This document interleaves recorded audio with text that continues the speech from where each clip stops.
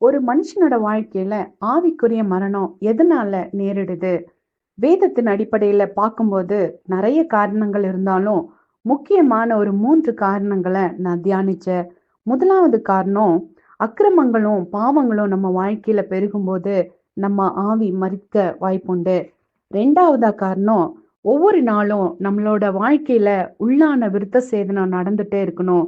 யாரோட வாழ்க்கையில அந்த உள்ளான விருத்த சேதனம் நடக்கலையோ, அவங்க ஆவிக்குரிய வாழ்க்கையில மரிச்சவங்களா இருப்பாங்க. 3வது, தூங்கும்போது கூட ஆவி மரிச்சு போகுது. ஆகையால் தூங்குகிற நீ மரித்தோரை விட்டு எழுந்திரு அப்படின்னு வேத வசனம் சொல்லுது. ஆமாங்க. ஆவிக்குரிய வாழ்க்கையில எந்த ஒரு ஆக்டிவிட்டீஸும் இல்லாம எப்ப பாரு சோம்பேறிங்களா தூங்கிட்டே இருந்தா கூட நம்மளோட ஆவி மனிதன் மரித்து போக வாய்ப்புண்டு. இந்த 3ல ஏதாவது ஒண்ணு உங்ககிட்ட இருந்தா கூட உங்களோட ஆவிக்குரிய மனுஷன் செத்துக்கிட்டு இருக்கா அல்லது செத்துட்டா அப்படிங்கிறத நீங்க புரிஞ்சுக்க முடியும்.